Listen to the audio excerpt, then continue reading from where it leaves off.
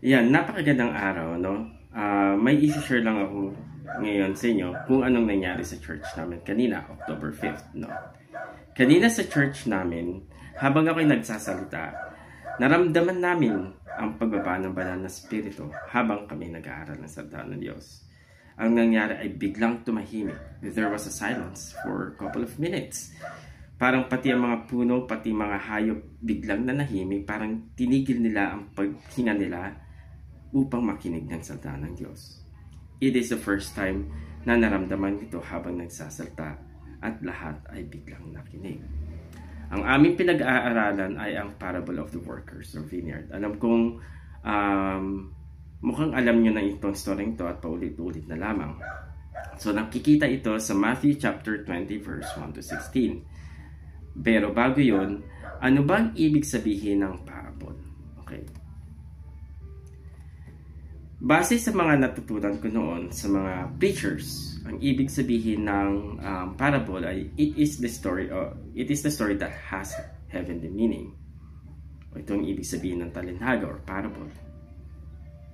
Pero bago ko ipaliwanag ito, tignan muna natin itong verse na to.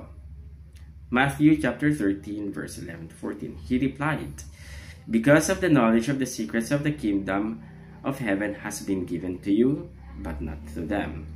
Whoever has will be given more. They will have an abundance. Whoever does not have, even what they have will be taken away. This is what I speak to them in parables. Though seeing, they do not see. Though hearing, they do not hear or understand. In them is fulfilled the prophecy of Isaiah. You will ever hearing, but never understanding. You will be ever seeing, but never perceiving." Ayan. So, anong ibig sabihin ito? Okay. Ang pagpapaliwanag nito, hindi ito binigay sa lahat. Binigay ito para sa tunay na lingkod ng Diyos. Ang sabi nga, has been given to you, not to them. Hindi ito binibigay sa matatalino. Hindi ito binibigay sa matatanda na sa naglilingkod sa Diyos o may mga posisyon na. Hindi ito binibigay sa mayayaman. Bakit? Kamo. Kasi hindi magiging balanse. Bakit? Kasi kung ibibigay pa ito sa matatalino, sino na makikinig sa mababang patulad namin? Diba? Binibigay ito sa taong tunay na nakakaintindi sa salita ng Diyos. Binibigay ito sa taong binigyan ng karanasang pang-spiritual. Okay? O tinatawag natin actual spirit manifestation. Upang maipaliwanag ito ng mabuti. Ayan. Ito po ang ibig sabihin talaga ng parable. The story that has earthly meaning and heavenly meaning. So halos lahat ng mananampalata ay nalalaman nila kung anong ibig sabihin ng earthly meaning. Kasi pag nabasa mo ito at naintindihan mo, yun ang ibig sabihin. Yun ang pang-physical. Okay. Pag sinabing earthly meaning, pang-physical. Pag sinabing heavenly meaning, pang-spiritual. So tignan natin ang Matthew 20 verse 1 to 16. Okay, ito po yung earthly meaning niya. So may na-hired ang isang tao ng 6 a.m., may 9 a.m., 12 p.m., 3 p.m., 5 p.m. Lahat sila ay bayad ng pare-parehas. Bayad ng isang denaryo, bayad ng isang araw, or isang pilak. Yan. So kung papansin niyo nung pagbinasa niya to, madali lang siya maintindihan. Kasi ito yung tinatawag nating earthly meaning. Kasi nga naman, may karapatan ang isang nag-alok ng trabaho kung magkano ang gusto niyang ibigay. Kaya nga sabi sa Matthew 20 verse 15, wala ba akong karapatang gawin sa ari-arian ko ang aking maibigan? Kayo ba ay naiinggit dahil ako'y nagmamagandang loob sa iba? Yan. Pero, ang tanong, ganito ba talaga ang kumilos ang Diyos para sa manggagawa? Parang hindi naman ata patas, ano? O baka naman may iba pang ibig sabihin ang parable na ito. Okay. At pansinin niyo ito yung verse na to. Ang sabi sa Matthew 20 verse 16, "So the last will be first and the first will be last." Tatanungin mo sa sarili mo, Anong connection ng verse na ito sa istoryang ito? Diba? Ano nga ba? Tignan natin. Ito naman ang ibig sabihin ng heavenly meaning. Okay? Yung 6 a.m., sila yung maagang nakakilala sa Diyos. Malamang yung pastor, yung tatay is pastor. No? Yung 9 a.m., medyo maaga, binata na, high schoolers, teenagers, nakakilala sa Diyos. Yung 12 p.m., nung tumanda na, nakakilala sa Diyos. Yung 3 p.m., bago mamatay, nakakilala sa Diyos. Number 5, yung 5 p.m., bago itapon sa impyerno, nagbago at nakakilala sa Diyos. So, ang ibig sabihin ng denaryo, ang ibig sabihin pala ng denaryo dito ay kaligtasan. So, kung gaano man kaaga, yung reward lang pala ay kaligtasan. Kaya pareha-parehas kayong naligtas. So, ito palang ibig sabihin ng verse 15. Don't I have a right to do what with my own money? Or are you envious because I am generous? Ang ibig sabihin, wala bang karapatan iligtas ng Panginoon ang gusto niyang iligtas? Yan. May mga mananampalataya ganito ang mag-isip. At naririnig ko ito sa karamihan. Kinig. Ang dami mo nang nadadala sa Panginoon, baka naman ang dami mo nang reward sa langit. Tama ba? Yang kapitbahay ko sa sobrang sama ng ugali, hindi na yan maliligtas.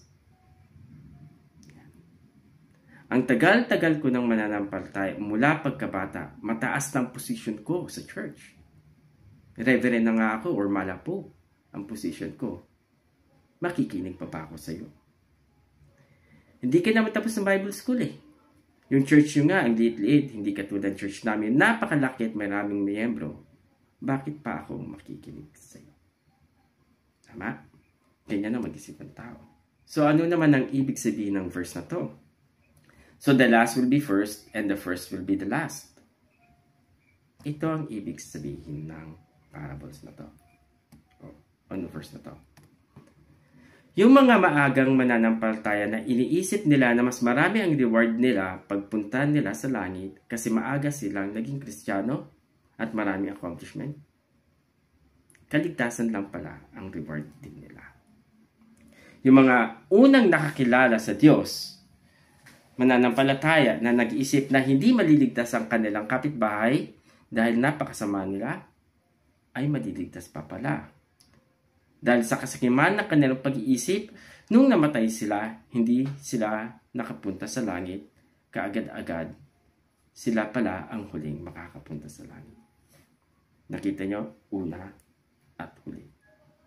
Unang nakakilala, huling nakapunta sa langit. Yung mga unang mananampalataya nakapag-earn ng pangalan at iniisip nilang marami silang reward at hindi na sila marunong makinig dahil sa pride at dahil mali ang kanilang pag-iisip, sila pa ang huling nakapunta sa langit. Again, unang mananampalataya, huling nakapunta sa langit.